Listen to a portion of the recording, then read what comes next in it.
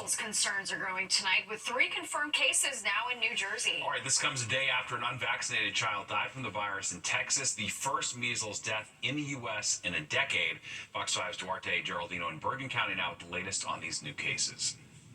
A New Jersey child returning from international travel tested positive for measles and went to the ER at Inglewood Hospital on February 9th. The child also visited an urgent care at Fort Lee. Now we found out that 2 family members who are also unvaccinated have developed symptoms. Officials say quarantining them helped reduce the risk of spread, but a lot of folks in New Jersey are still on edge. I'm staying away from people. I don't want people to don't touch me. This is COVID. Don't touch me. Don't come near me. Stay over there. Do you wash your hands? Don't come by me. The thing is, washing your hands gives you limited protection against a virus that can easily become airborne. Measles can be aerosolized and in a room for 2 hours after someone who has measles and is infectious coughs or sneezes. Dr. Rabia De La Torre is a professor at NYU Langone. She explains it this way. So you could not even be directly exposed to that person, but just be in the room. And if you're unvaccinated and you're not immune to measles, you can contract measles. So far this year, New Jersey has 3 confirmed measles cases compared to 7 last year. The thing to note about this year's cases is that they were all in people who had not been vaccinated.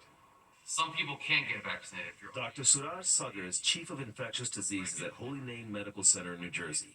He says there are legitimate reasons why some people are not vaccinated. If you're under 1 year of age, if you're pregnant and never been vaccinated, you can't all of a sudden get vaccinated. This virus, it can lead to serious complications, including pneumonia and brain swelling. According to the CDC, so far this year, measles cases have been reported in Alaska, California, Georgia, New Jersey, New Mexico, New York City, Rhode Island, and in Texas. In West Texas, an unvaccinated child died this week during the state's largest measles outbreak in nearly 30 years. More than 120 cases across 9 counties. New York City has also confirmed 2 cases this year. In Hackensack, New Jersey, Duarte Geraldino, Fox 5 News. Well, no major bombshells as the DOJ releases files related to Jeffrey Epstein's sex trafficking case. Documents posted on the DOJ's website include copies of flight logs from Epstein's private jet and a heavily redacted photocopy of an address book believed to be compiled by Epstein and his longtime confidant, Ghislaine Maxwell. Most of the files released have been circulated in public before. President Trump says the 25% tariffs on Mexico and Canada will go into effect next Tuesday as scheduled. The president says these proposed tariffs are necessary to stop the flow of drugs that are pouring to the U.S. from those countries. He also posted on Truth Social that he'll impose an additional 10% tariff on China on top of the one already in effect. This prompted China from imposing tariffs of their own. The tariffs are necessary because we've been treated very unfairly by many, many countries, including our friends, friend and foe. But we've been treated very unfairly in trade at levels that nobody's really ever seen before. A number of companies are asking the president to reconsider his decision because they believe it will create economic stress on the country. The Trump administration says a large immigration processing and detention center will reopen in Newark. ICE says it's reached an agreement with the owner of the 1,000-bed facility, Delaney Hall, which closed back in 2017. The agency saying this will be the first new detention facility to open during Trump's second term. Adding its proximity to Newark International Airport makes it a prime location for logistics and processing. ICE says the reopening is imminent, but a specific date has not been announced. Now, Newark Mayor Ras Baraka releasing a statement on ICE's plan to reopen the center, saying, quote, without satisfying city property use requirements, inspections, and permits, Delaney Hall cannot lawfully open in Newark at this time. Regardless of the process, an immigrant detention center is not welcomed here. ICE's stated intention to round up criminals is a thin veil that does not conceal their scheme to violate people's rights, desecrate the Constitution, and disassemble our democracy. The Vatican says Pope Francis is still improving, but his condition remains guarded. Doctors say he needs several more days of clinical stability before he's out of danger. This afternoon, the pontiff reportedly did some work. He also prayed in his private chapel. The 88-year-old Pope has been fighting double pneumonia in the hospital since February 14th. Israel and Hamas have begun negotiating phase 2 of the Gaza ceasefire. Officials are meeting in Egypt for what's being called intensive discussions. The first phase is set to expire Saturday, but under the deal, the ceasefire remains in effect while second phase negotiations are underway. But Israel could complicate these new talks. It says it will not withdraw from a strategic corridor of the Gaza Strip that's called for by the ceasefire, claiming it's trying to prevent weapons from being smuggled. Today, the NYPD hosting students at the Police Athletic League Harlem Center for a presentation on gun violence. NYPD Commissioner Jessica Tisch and members of Harlem Mothers Stop Another Violent End invited dozens of kids to talk about Commissioner Tisch's mission to end gun-related crimes in the city. Afterwards, kids were invited to enjoy pictures with the commissioner as well as an impromptu basketball tournament. And be sure to watch Good Day New York tomorrow morning when Tisch joins Rosanna and Dan in the 8 o'clock hour. Well, a transit game changer could be coming to Metro North. Yeah, Fox 5's Richard G. Kovas takes us all aboard the move that could see trains running from Westchester and Connecticut into Penn Station. The 358 Metro North train to Stamford pulled into the Harrison station Thursday afternoon from Grand Central, like most trains on this line. I'm jumping all around the city. But for commuters like Camila de los Santos, who owns a tailoring business that requires her to be in different parts of Manhattan, a commuter train from Penn Station to Westchester in Connecticut would be life-changing. Well, it's just a different side of the city. You don't have to directly transfer from the Metro North to the subway.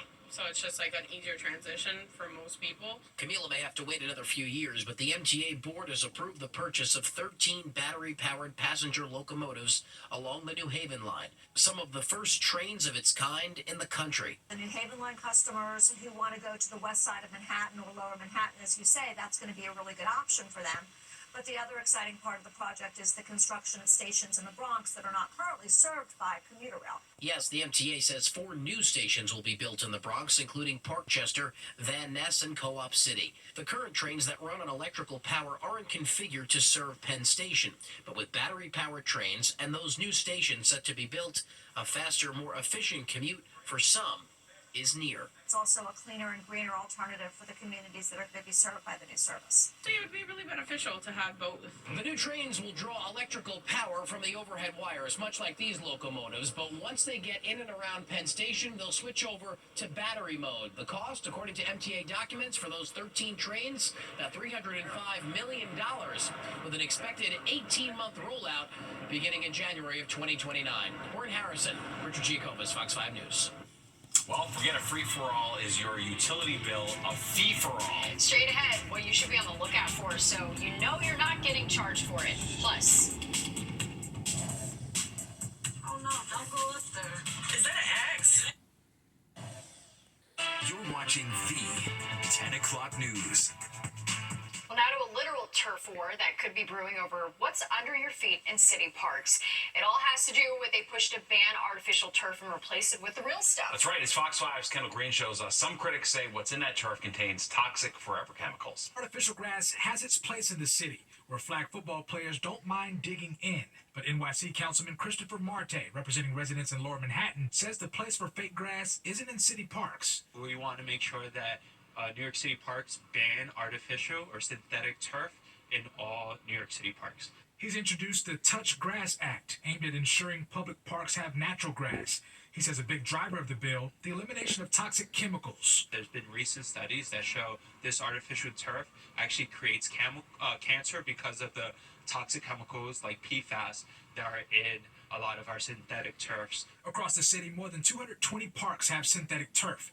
And though we're months away from summer, the heat it brings plays a role in the bill. If you look at the heat index on top of a synthetic turf field compared to the sidewalk, sometimes it's 50 degrees hotter on the synthetic turf. And who's using it most? It's our kids. Now, that's the councilman's standpoint, but when it comes to parents and children, their stance is pretty apparent.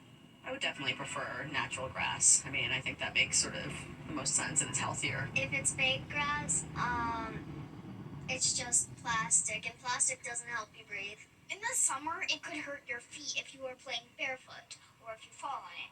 But a question budding from the bill before lending support, how much the idea would cost taxpayers in the city? I think it would depend on where you're looking at and how extreme the cost would be.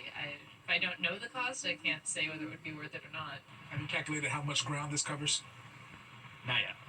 So we're in the works, and we're willing to work with parks to figure out which areas to tackle first. And also, there's always a budget question because it's easier to maintain turf than grass. However, if you look at the long term, it's actually cheaper. On the Upper East Side, Kendall Green, Fox 5 News.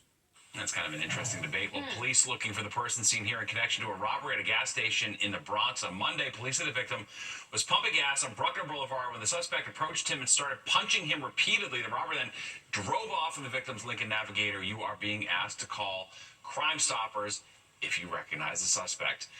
2 men have died while being incarcerated at the Sing Sing Correctional Facility in Westchester. The New York State Department of Corrections says 67-year-old Anthony Douglas was pronounced dead yesterday afternoon after being found unresponsive in his cell. 35-year-old Franklin Dominguez was pronounced dead last night after he too was found unresponsive. Both deaths happening as state corrections officers continue an unauthorized illegal strike at more than a dozen prisons in New York, including Sing Sing. And police are investigating after 14 puppies were abandoned in a cage on Long Island. Officers found them all in an alleyway near Center Avenue in East Rockaway. They took them to the town of Hempstead Animal Control, where they're now being assessed and treated. Well, have you ever taken a close look at your utility bill to see exactly what it is you're paying for? I'm not trying to be in a bad mood. No, I know. Me either, honestly. Because it's not just your own usage. You also have to pay what's called a delivery fee. Fox Eye's Antoine Lewis looks into that fee and who decides how much companies can pay for it. Jersey Central Power and Light is now alerting customers to expect a nearly 20% increase in their electric bill beginning June 1st. JCP&L spokesperson Chris Honig breaks down the increase. So there are two charges on your electric bill. One is for the supply of electricity. That is the electricity itself that you use. The other is the delivery charge. That is what JCP&L is responsible for. We are responsible for delivering the electricity to your house. The increase coming on June 1 is in the supply charge. Energy experts say market conditions, including lower supply and higher demand, is driving up the cost for electric suppliers, which means many customers are noticing their bills going up.